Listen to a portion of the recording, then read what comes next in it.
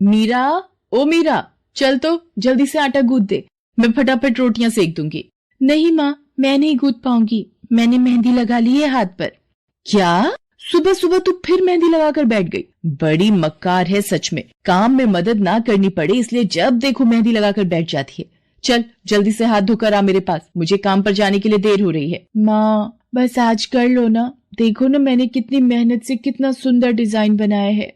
लेकिन जैसे ही उसकी नजर मीरा के हाथों पर पड़ती है, उसका गुस्सा पल भर में गायब हो जाता है। वो मीरा से कहती है, अरे वाह मीरा, तूने तो बड़ी सुंदर मेहंदी लगाई है। हाँ माँ, वो शांति दीदी ने मुझे एक किताब दी थी कल, उसमें बड़े सुंदर सुंदर डिजाइन बने हैं, बस उसी में से देखकर लगाई है मैंने। सुंदर है ना? हाँ बहुत सुंदर है।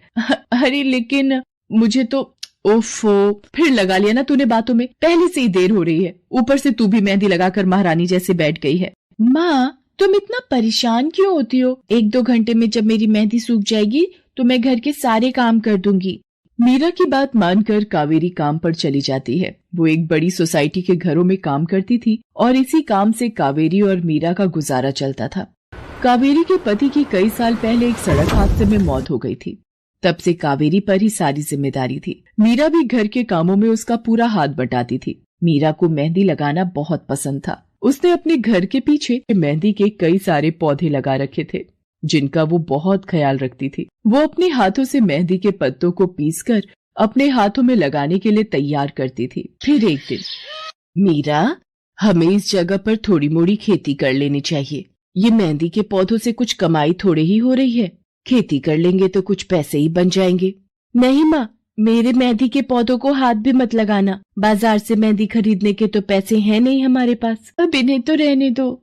ये कहते हुए मीरा की आंखों में आंसू थे। कावेरी उसके सिर पर हाथ रखते हुए कहती है, मीरा मैं जानती हूँ तुझे मेहंदी लगाना बहुत अच्छा लगता है, लेकिन बेटा अपनी हालत तो तुझे पता ही है ना, मैं कितनी मुश्किल से। माँ सब समझती हूँ मैं, जाओ कर लो जो करना है। इतना कहकर मीरा रोते हुए वहाँ से चली जाती है। कावेरी को उसके लिए बुरा लग रहा था। वो मीरा की मेहंदी के पौधों को कुछ नहीं करती। ऐसे ही कई दिन गुजर जाते हैं। ज्यादा काम करने की वजह से कावेरी की तबीयत खराब रहने लगी। वो बहुत जल्दी जल्दी बीमार पड़ने लगी। तो मीरा ने उससे कहा, माँ तुम रहने दो, तुम्हें बुखार है, रात भर सोई नहीं हो, मैं चली जाती हूँ काम पर। नहीं मीरा, तू कैसे? ना नहीं, मैं ठीक हूँ, मैं जाती हूँ। कावेरी जैसे ही उठकर चलने की कोशिश करती है, अचानक उसे चक्कर आ जाता है। मीरा उसे सहारा देकर बिस्तर पर लिटा देती है और उससे कहती है, बस माँ अब तुम आराम करोगी और काम पर अब से मैं जाऊंगी। कावेरी घर पर रहकर आराम तो कर रही थी, लेकिन वास्तव में उसे अच्छे इलाज की भी जरूरत थी, जिसके लिए पैसे थे नहीं। दूसरी तरफ अब हर रोज मीरा काम पर जाती और लौटकर घर के भी सारे काम उसे ही करने पड़ते थे। इस सब में उसे मेहंदी लगाने का बिल्कुल भी वक्त नहीं मिल पाता था। मीरा, कितने दिन हो गए तूने मेहंदी नहीं लगाई? हाँ माँ, बस मन नहीं कर रहा। अच्छा, मेहंदी लगाने का तेरा मन नहीं? मैं सब जानती हूँ, मैंने बिस्तर पकड़ लिया है और मेरी फूल सी बच्ची पर सारे काम पड़ गए हैं। अब बस बहुत हो गया आराम। मीरा जा, तू जाकर मेहंदी लगा ले, आज मैं जाऊंगी काम पर। नहीं माँ, तुम कहीं नहीं जाओगी, मैं कर लूंगी सब, और मैं सच बोल रही हूँ, मैं बड़ी हो गई हूँ, ये मेहंदी वेहंदी का मुझे शौक नहीं। इतना कहकर मीरा काम पर जाने के लिए घर से निकल जाती है। कावेरी की आंखों में आंसू आ जाते हैं। मीरा सोसाइटी के कई घरों में काम करती थी।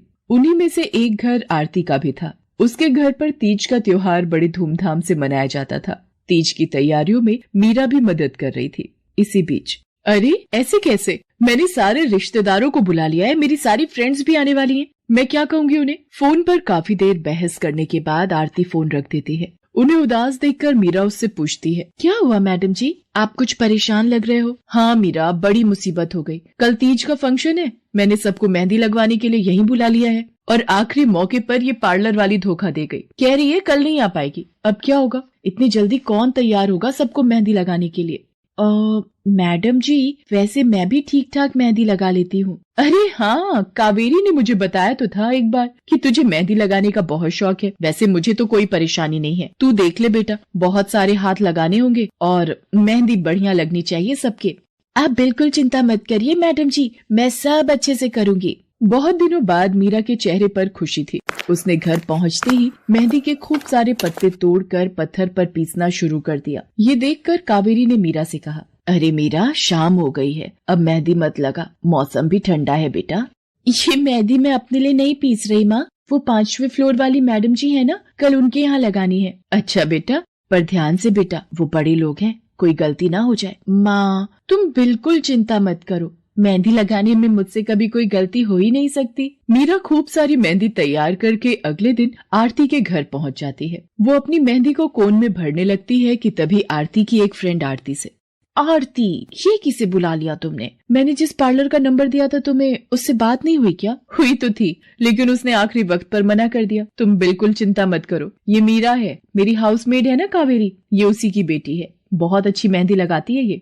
ओफो आरती, तुम भी ना, पार्लर की बात अलग होती है, उन लोगों का मटेरियल ब्रांडेड होता है, मेहंदी के रचने की गारंटी मिलती है वहाँ से, और इसकी मेहंदी तो मुझे कुछ समझ नहीं आ रही, इस पर तो कोई लेबल तक नहीं है, अगर कुछ गलत रिएक्शन हो गया हाथों पर तो। आप बिल्कुल चिंता मत कीजिए मैडम जी, ये मेहंदी मैंने खुद पीस कर तैयार की है, मेरे पास बहुत सारे मेहंदी के पौधे हैं, इसमें कुछ भी ऐसा नहीं है जो आपके हाथों को नुकसान दे। ना भाई ना, सॉरी आरती, बट मैं अपने हाथों को लेकर कोई रिस्क नहीं ले सकती, तुम सब लगवाओ, मैं तो पार्लर जाकर ही लगवाऊंगी। इतना कहकर आरती की दोस्त शालिनी वहाँ से चली जाती है। आरती मीरा को इशारा देकर काम शुरू करने को कहती है। अरे वाह, मानना पड़ेगा, इस बच्ची ने कमाल की मेहंदी लगाई है। मुझे तो नहीं लगता कि इस मेहंदी का वैसा रंग आएगा जैसा पार्लर वाली मेहंदी का आता है। अब बस भी करो शालिनी, मेहंदी कैसी रचेगी ये कल तक पता चल ही जाएगा ना, बच्ची है वो, उसे इस तरह डराओ तो मत।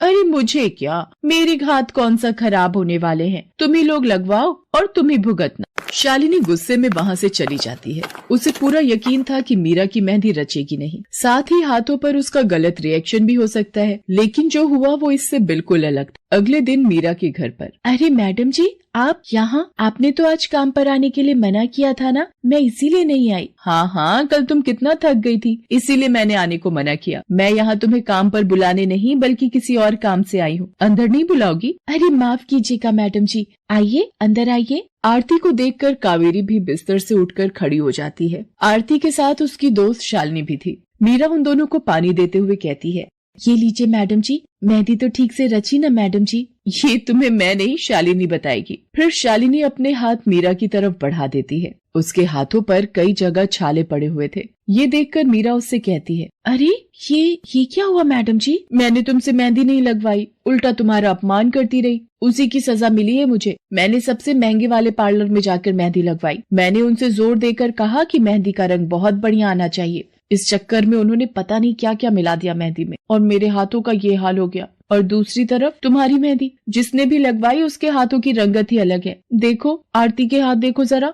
आरती ने अपने हाथ आगे बढ़ा दिए, जिन पर मीरा के हाथों से लगी मेहंदी का बहुत ही अच्छा रंग चढ़ा था। फिर आरती कावेरी के पास जाकर उससे बोली, बस कावेरी, ये झाड़ू पोछा और बर्तन बहुत करवा लिए तुमने मीरा से, ये अब वो करेगी जो इसे करना चाहिए। जी क्या मतलब मैडम जी? ये अब मेहंदी लगाएगी सबके हाथों पर। हमारी एक दोस्त का अपना ब्यूटी पार्लर है, उसे मीरा का काम और उसकी मेहंदी की क्वालिटी बहुत अच्छी लगी। वो मीरा को अपने यहाँ काम देना चाहती है, अच्छे पैसे भी देगी वो मीरा को, और तो और वहाँ रहकर मीरा पार्लर के दूसरे काम भी सीख पाएगी। आरती की बात सुनकर कावेरी की आंखों में आंसू आ जाते हैं। वो हाथ जोड़कर आरती का शुक्रिया अदा करती है। मीरा भी बहुत खुश थी। अब न सिर्फ वो अपना मेहंदी लगाने का शौक पूरा कर सकती थी, बल्कि अच्छे पैसे कमाकर अपनी माँ का इलाज भी करवा सकती थी।